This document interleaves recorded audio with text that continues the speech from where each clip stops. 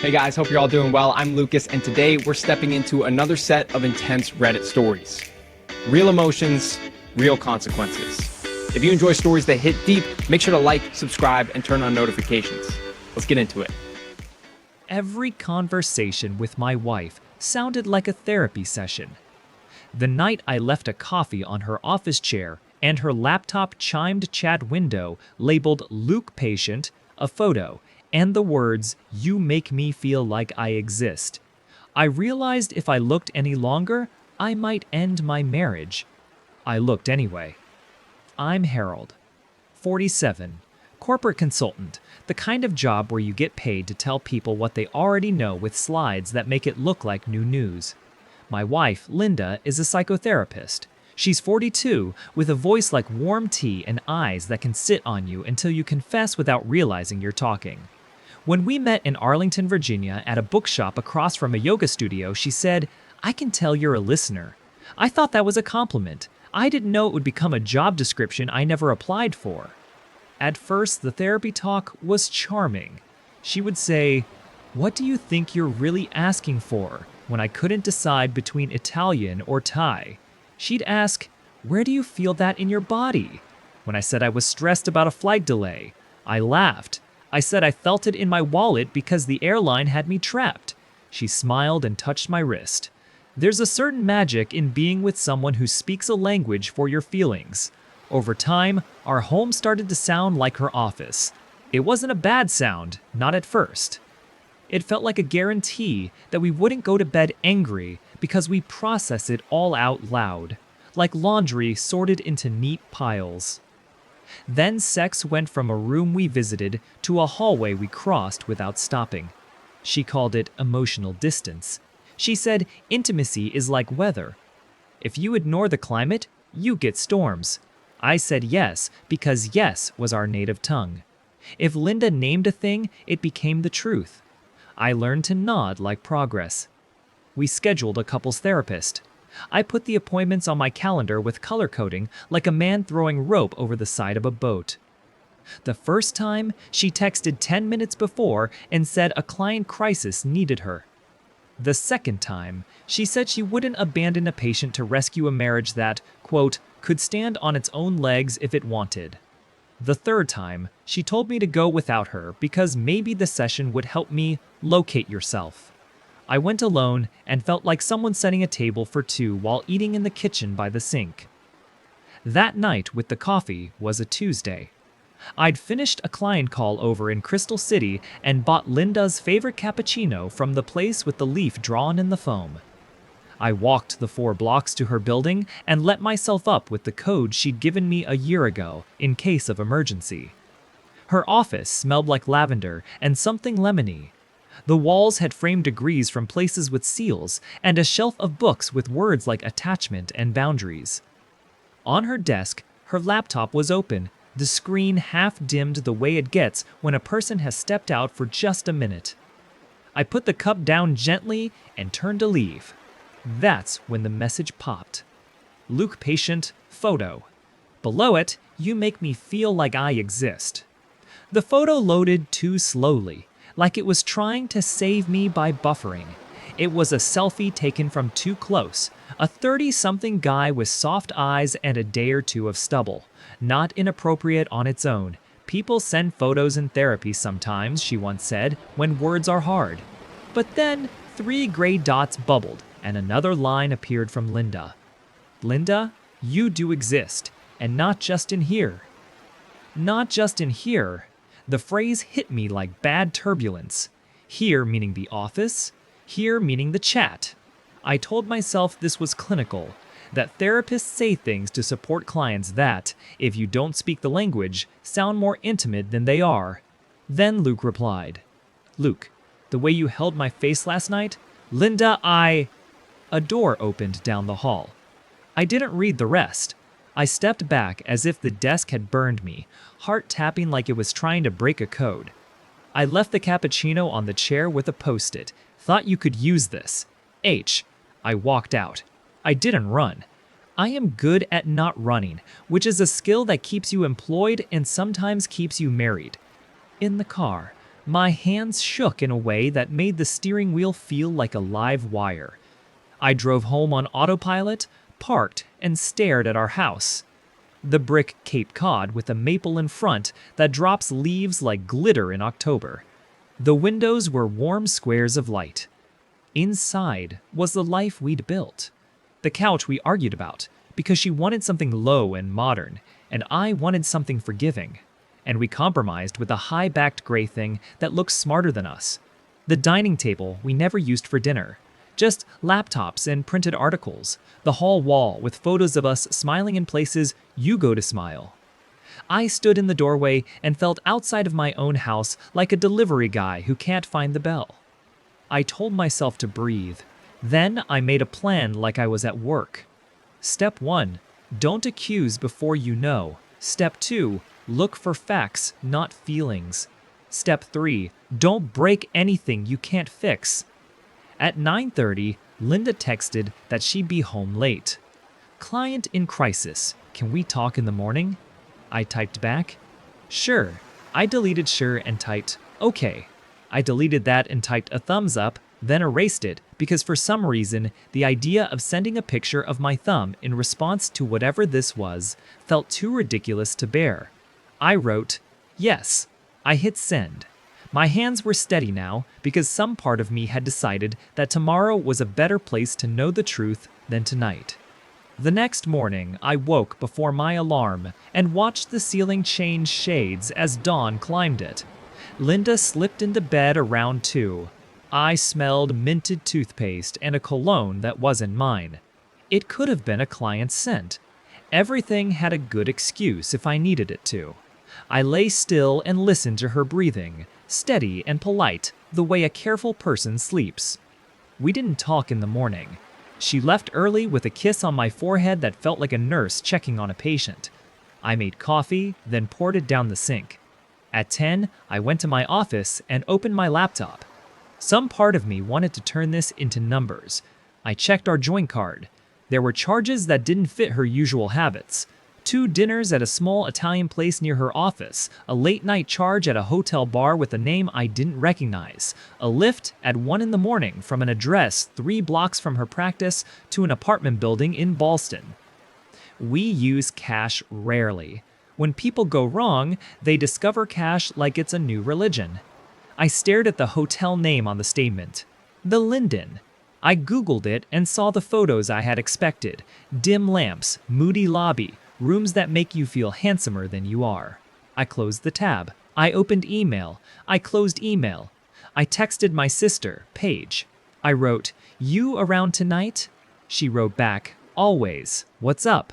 I wrote, "Just need your voice." She sent a red heart. I didn't know if I deserved a heart, but it helped. At lunch, I drove back to Linda's building. I told myself I'd left my sunglasses, and I had on purpose. Her office manager isn't there on Wednesdays. The door to the suite was unlocked, which is normal when other therapists are in. I knocked on Linda's door because I'm not a thief. No one answered.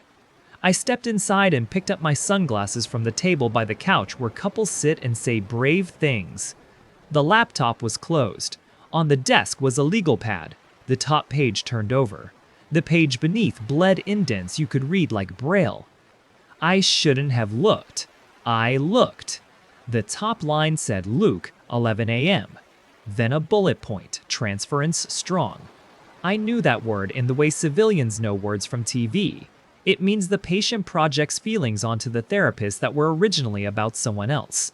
Under it, in smaller letters, a line that made no sense and too much sense at once. My countertransference is not neutral. Countertransference, I knew, is when the therapist's feelings get tangled up with the patient's. Next line, must discuss with supervisor. Then, a scribble, like she had started to write something and stopped. I heard footsteps in the hall. I left, sunglasses in my hand, and rode the elevator down with a poster of a mindfulness group smiling at me like they understood.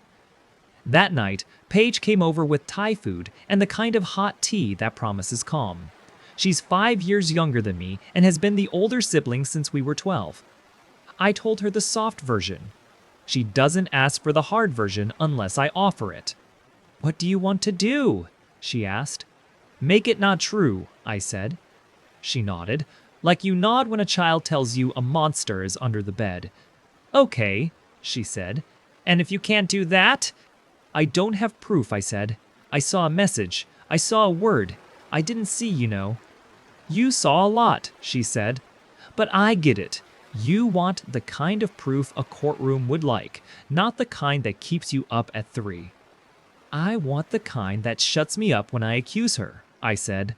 And surprising myself, I laughed. It came out bitter and dusty. Harold, she said, and put her hand on my arm. If this were me, what would you say? I thought about it. I'd say you deserve a partner, not a clinician. I'd say if she's crossing lines with a patient, that's not only cruel to you, it's wrong for him. Paige nodded. So start there. I don't want to destroy her career, I said, and I meant it. Linda is good at what she does. I've seen people hug her in parking lots. I've watched the way she holds a story like it's made of blown glass. I just want my wife. Then ask her to be your wife, Paige said. Not your therapist, not his healer, not anyone else's fantasy. Yours. Linda texted late. On call. So sorry. Love you. I stared at the words, love you. They looked borrowed, and I wondered from whom. For 3 days, I lived like a man waiting for a plane to board, hovering near the gate while checking the screen every 5 minutes, even though I knew the status. Linda floated around the house like someone trying not to break the air. She worked late. She was kind. She started saying, you and me, less and we, more, which would have made me feel good a month ago, and now felt like putting a sticker over a crack in a glass. Saturday morning brought the first real escalation. I opened our shared calendar to add a dentist appointment and saw 3 blocked times in gray labeled personal. They lined up perfectly with the new charges on our card. I clicked one. The location was a pin dropped at the Linden. I stared at it as if the red pin might blush. Then I noticed a new bank transfer. A series of Venmo payments into our checking from Linda marked consultation, each with a little lock icon for private note. I clicked the raw bank entry. It doesn't tell you what the private note says. That's between the 2 people trading the money. It does tell you the amount and the time. The amounts matched her usual session fee, then dipped lower, like a discount. I closed the laptop and stood up too fast. The room tilted. The dog we don't have barked in my mind. That's how unwell this made me. I drove to the Linden because I am smart and sometimes not. I parked across the street and watched couples come and go through a revolving door that made everyone look like a looped GIF. At 12:30, my wife emerged with a man whose eyes I recognized from a photo I didn't read. He was tall in a way that made me feel shorter than I am. They hugged briefly. It was not a casual hug. It was the way you hold someone you think about when you're cutting fruit. Linda's hand went to his face the way a person has to practice the first time and then repeats because it burns so satisfyingly. She touched his jaw with her thumb, and he closed his eyes. I sat in my car like I had been sewn to it. They separated. She walked toward the metro. He turned down the block toward the apartments in Ballston. I didn't follow. I had already followed to the end of something. You might be asking why I didn't jump out of the car and shout in the street. I don't know. Sometimes a person's dignity goes from a word to a living thing. It sat next to me in the passenger seat and said, "Not like this." That night, I tried another approach. "Let's reschedule the couple's therapy," I said over dinner. We were eating salmon she had cooked perfectly, and that I could taste only as salt. "I'll book it tomorrow. Does Thursday work?" She chewed and nodded. "We could," she said. "Or we could notice what's actually happening between us, which is that you're angry and you want someone else to referee." "I want to fix it," I said. "Do you?" she said. She smiled in a way that isn't a smile. "Or do you want to be right?" "Why can't it be both?" I asked. Her eyes softened in that way I used to love. "Because we've both been asleep," she said. "Maybe one of us woke up first." "Which one is that?" I asked, even though I knew how the test key was marked. "Me," she said, "and I'm tired of pulling you into the light." If you've never been told you're asleep by someone who has been living a second life in daylight, let me save you time. It feels like drowning with a lecture on swimming technique at the same time. Monday, I took a vacation day and did something I probably shouldn't have done. I sat on the bench across from her building with a book and a hat pulled low. At 11:15, the man from the photo walked out of the lobby and leaned against the brick, checking his phone.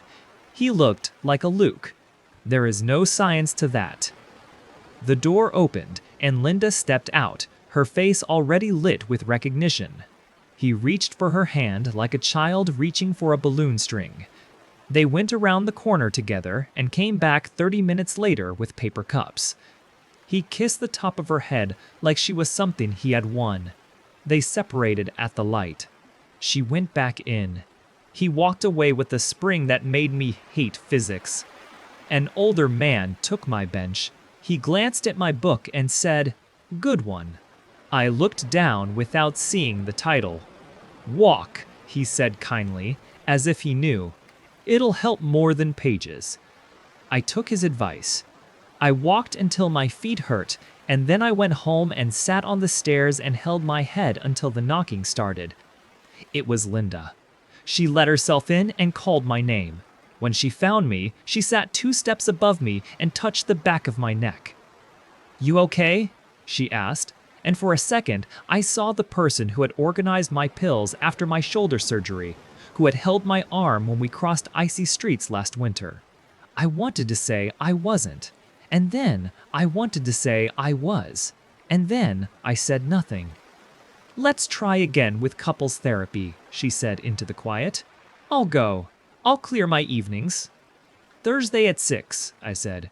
"I'll book it now." "Great," she said, and kissed the top of my head. The same spot Luke had kissed. The body keeps score, but the scorecard isn't always on paper. Thursday came. She didn't.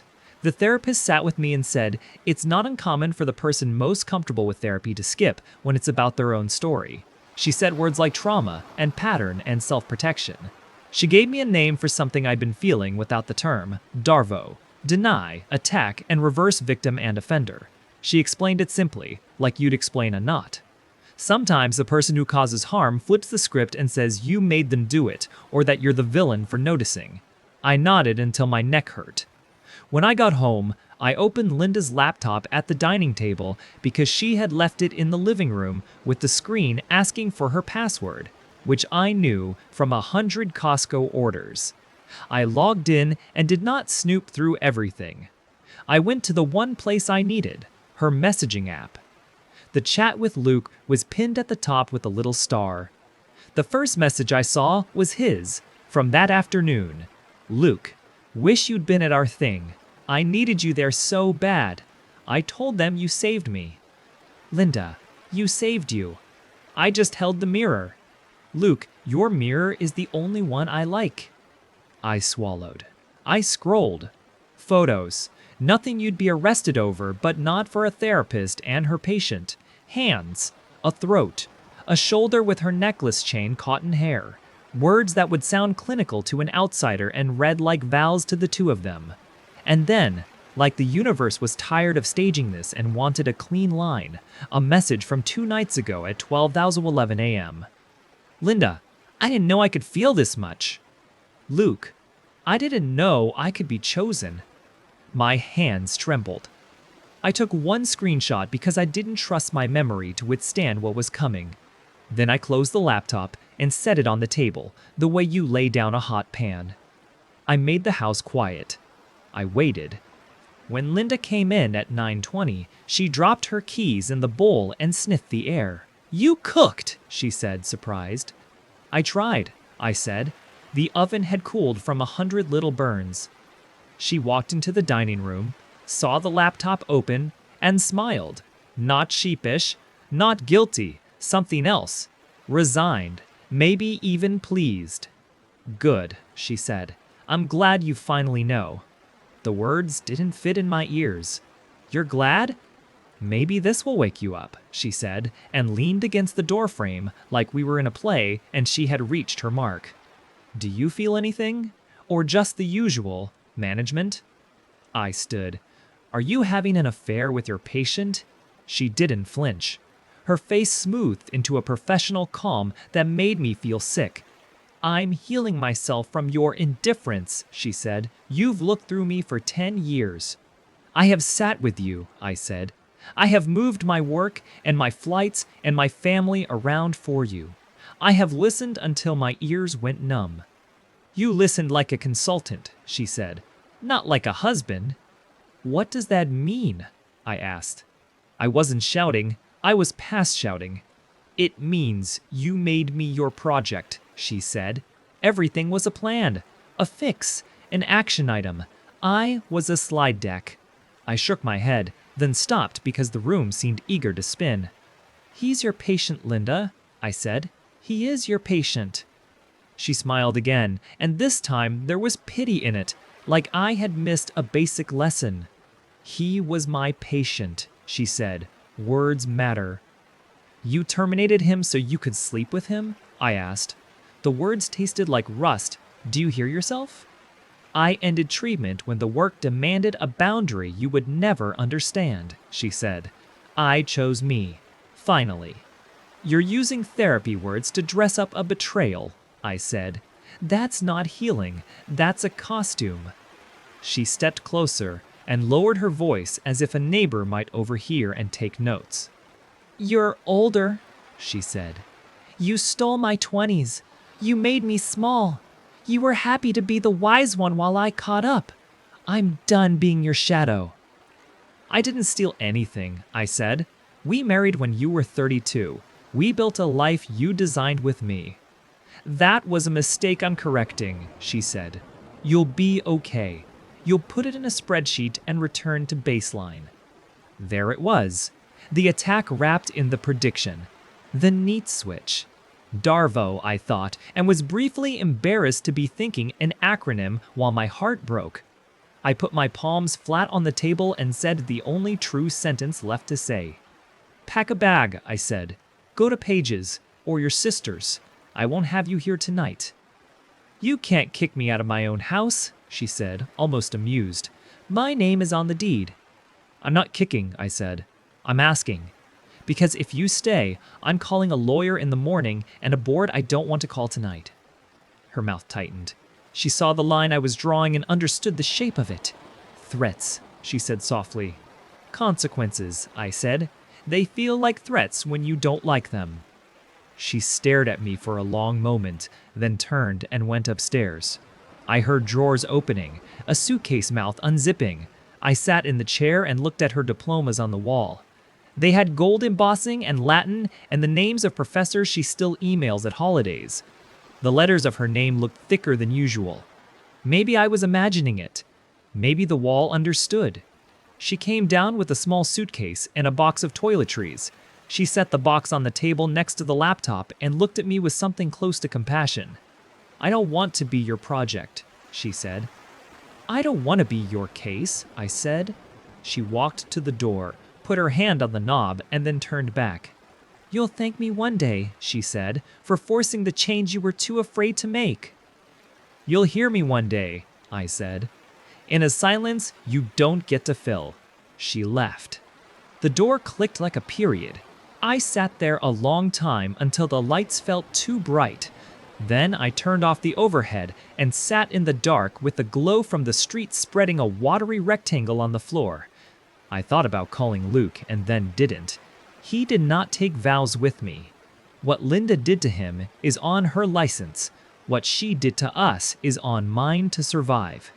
The next morning, I called a lawyer who had a voice that could explain taxes to a panicking man and make him feel sleepy. I told him I wanted to understand the house, the accounts, the timeline. I did not mention the board. I didn't want to start a fire. I couldn't stop. He told me to write down dates and collect facts and to remember that I didn't have to decide today what I could decide next week. He said that's what the law is for, creating time where there is none. I hung up and made a list that didn't fix anything but kept my hands busy. Paige came over with bagels and the kind of fierce tenderness that makes you both stronger and weaker at once. She looked at the diplomas, a too long beat, and said, "You know this isn't about you not being enough, right? It's about her being too little for a promise she made." "I know," I said. It sounded like I didn't. A day later, Linda came back to get more clothes. She knocked. I opened. We stood with the entry table between us like a neutral country. "I'm moving out," she said, as if she hadn't already. "It's not a threat. It's a decision." "I'm filing for separation," I said. "Not a threat. Also a decision." She nodded. "I'll send my lawyer's info." "I won't contact the board if you confirm in writing that Luke is no longer your patient," I said, "and that you'll seek supervision, not because I want to control you, because he deserves not to be a casualty of whatever this is." She blinked. The human part of her face returned. "I already terminated him," she said. "I can copy you on the letter." "Don't," I said. "I don't want to read anything with his name. Send it to your supervisor. Do the right thing in your world. I'm going to try to do the right thing in mine." She nodded. "I'm sorry," she said, and this time it wasn't a line. It was a sentence that trembled like it might break. "I believe you," I said, "but sorry doesn't fix it. It just tells us where we are." She picked up a framed photo of us on the Blue Ridge Parkway, the one where the sky looks too close and the mountains too neat, and she slid the frame into her box. I didn't stop her. She left the diplomas. Maybe she knew I'd stare at them and think of losing.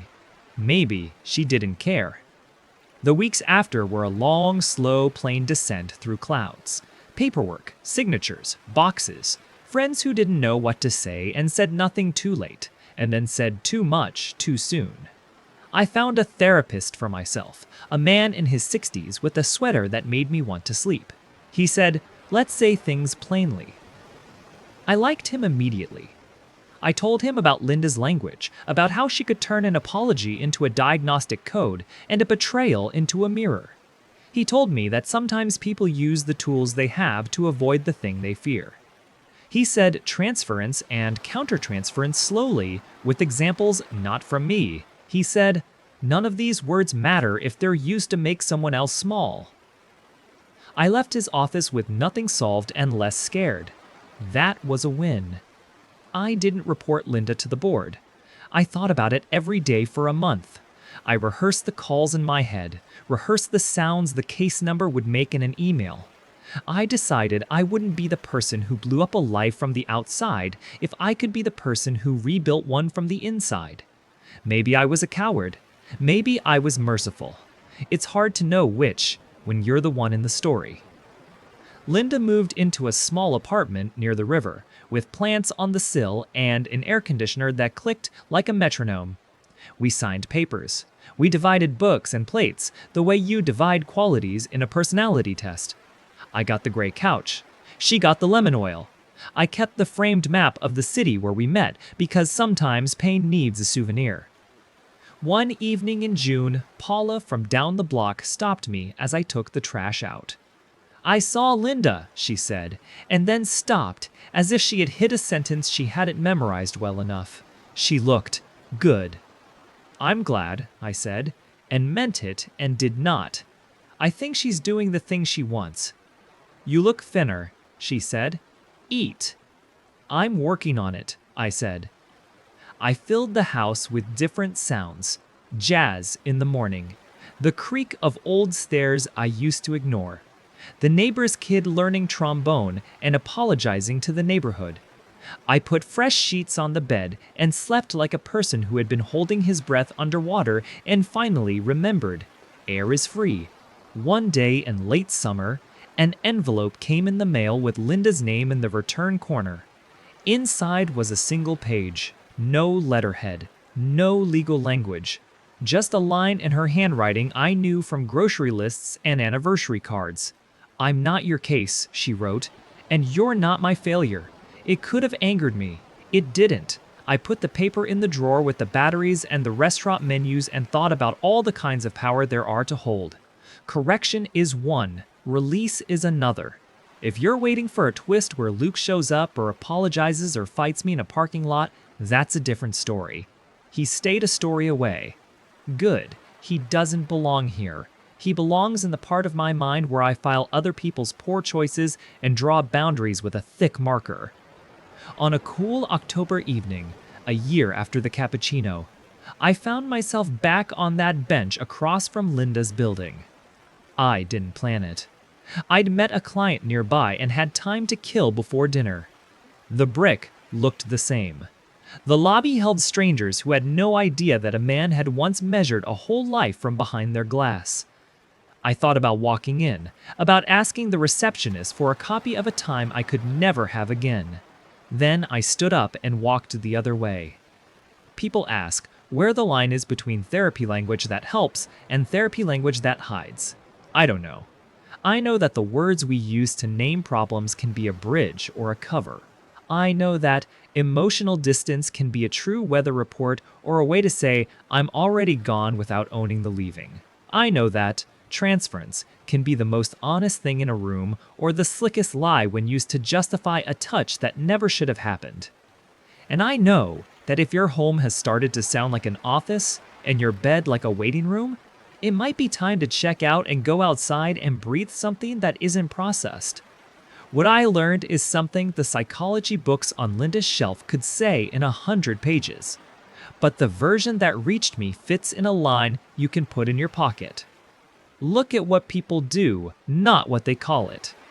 If the weather of your life is storms you didn't order, don't let someone convince you it's a climate report. Pick up your coat. Step into the part of the sky that isn't theirs to name. Months after the divorce was final, I met someone, Nora. Works in city planning. Laughs like the end of a song. We didn't race into anything.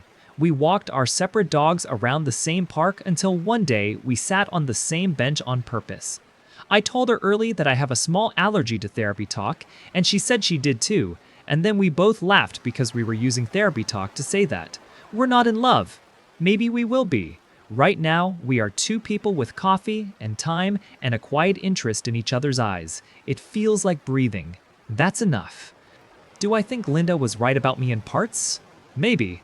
I consult, I plan, I fix. You can love those verbs and still be a man. What I know now is that my friendship has to come before my project plans. A marriage isn't a deck. It's a room you enter with empty hands. I wish I'd learned that without losing the house I learned it in. But sometimes the price of learning is the thing you wanted to keep. There is a world in which I hold Linda's diploma and think we were her hardest case and I lost. In the world I live in, I don't hold that paper.